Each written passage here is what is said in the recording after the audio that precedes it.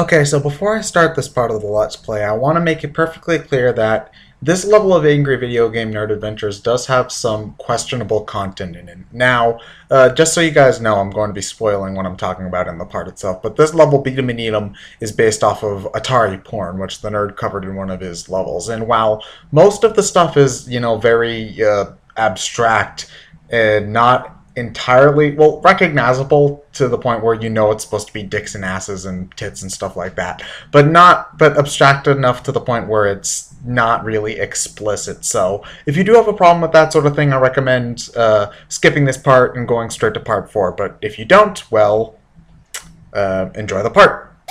Hey guys, it's ExandShadow, and welcome back to Let's Play the Angry Video Game Nerd Adventures. In the last part, we took care of dungeons and dickholes, and in this part, we're going to beat it and eat it, which, yeah. This is a porn level, and I have to say, I've never seen a porn level in video games before, so, props for originality, but it's also going to make the thumbnail for this video practically impossible. I think I'm going to have to come up with something for that, because I'm pretty sure, yeah, I hope you're over 18, because technically in some states it's illegal if you're not, so who cares. Anyway, this level is actually one of the more annoying levels in the game, actually, because there's a lot of really annoying sort of traps in here, and this is one of the more, there's a lot of very odd obstacles in this level. Well, not necessarily odd, because it's the same sort of obstacles we've been seeing all along. Like those bronze stars, which I'm sure is a reference to something, are basically the same pattern that, the fireballs have been in, and basically all the other levels that we've been playing up to this point, It's just, they circle around. But the thing is that this level likes to do a lot more with them, because basically we see a whole bunch of them all the time, and that's just sort of odd, because most of the time, we see a couple of them, they're just sort of scattered about. But here, trying to dodge more than one of these things at once, because they like to overlap a whole lot, makes them one of the more annoying obstacles in this game. And on top of that, we've also got like several bouncy type objects scattered all over the place with those boobs, and they've got to be fake boobs if they're that bouncy, so that's interesting, I guess, for bouncing on silicone. We've also got these sort of like bubbles that pop when you jump on them, and then you've got that guy bouncing on his dick. I'm really glad that really glad that these graphics are just abstract enough to the point where I don't think that this could be considered true porn, because otherwise, you can get videos deleted off of YouTube for that sort of stuff.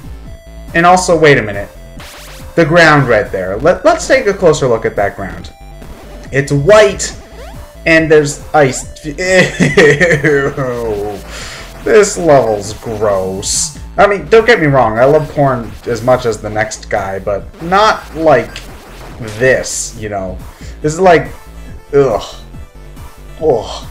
So anyway, yeah, this is one of the more annoying sections, just because it's very easy to get hit here, especially with the ice physics, and, if you're too rash, you can jump off like that, because, it's very easy to jump as soon as you get the opening, even if you're not really in place, Just, if you think that you've got enough time to make a jump, like, if you're going through a platforming section, and you think that you have enough time to make the jump, you probably don't, so make sure that you find that sweet spot, whether you have to jump to stay in it or not, before you go back into the whole platforming thing. Thankfully, however, the checkpoints are particularly abundant in this stage, because after pretty much every single obnoxious part of this level, they give you another checkpoint, which is nice. Some levels, there's a little bit of checkpoint starvation, but not really in this one. This one's pretty lenient when it comes to checkpoints, which is good, because without it, this would probably be the most obnoxious level in the game.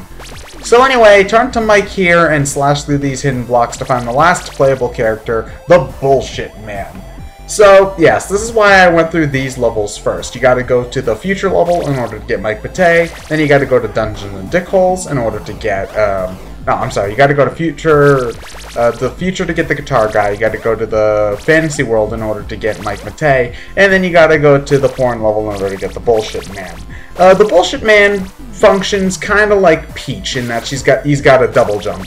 The thing is that I actually think that he's the most useless character in the game because his running speed is pretty damn slow.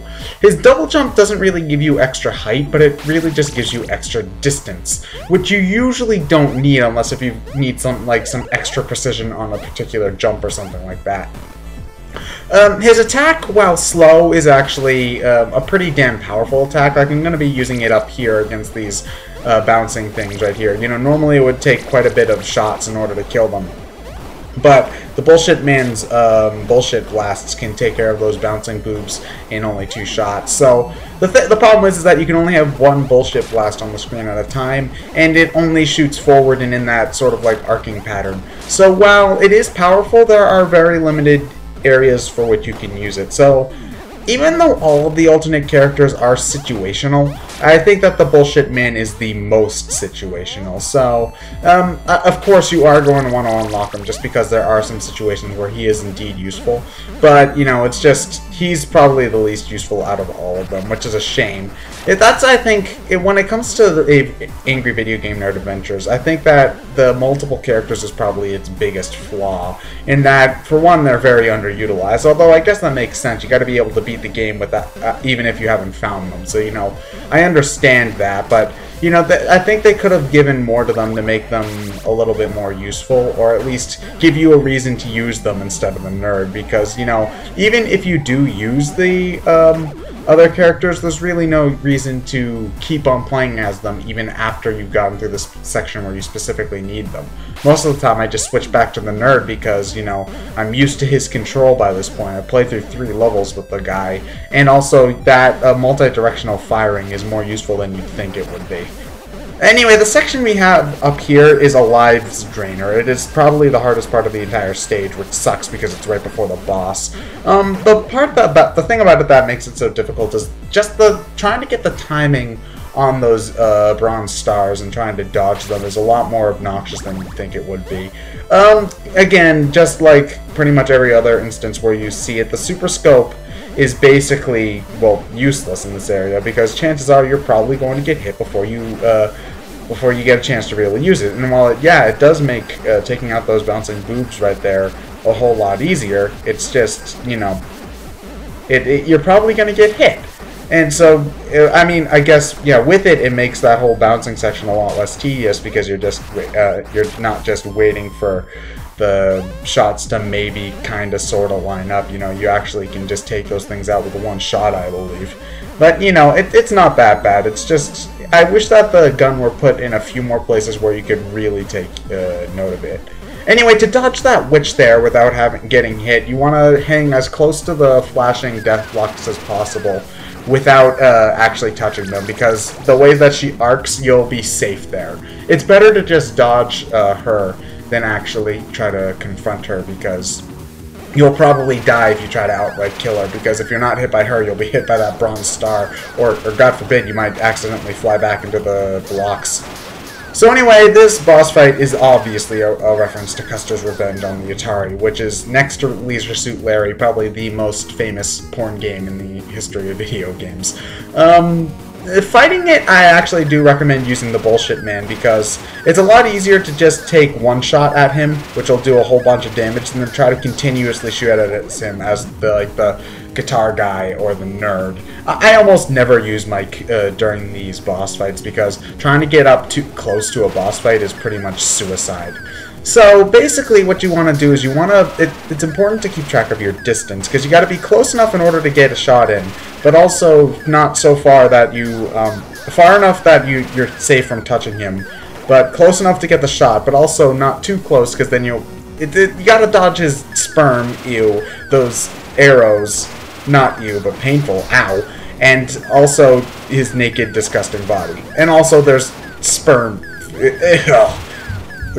there's slip physics, I'm just going to call it that way. There's slippery physics on the floor, which is obnoxious. So yeah, this is one of the more annoying boss fights in the game. Not necessarily hard, because while he doesn't have a specific pattern, it is very easy to manipulate him to moving where you want him to, if that makes any sense. But he just jumps around, and it is a little bit difficult to gauge where he's going to be at first, because unlike a lot of the other bosses in this game, he does not follow a set pattern. A lot of the other bosses, you can just sort of memorize their pattern and dodge their attacks that way. But this one, no, you gotta just sort of go with the flow there. But otherwise, he's not too bad, just irritating. But anyway, next time we're going to the Blizzard of Balls. I'm ExandShadow, and I'll see you guys later.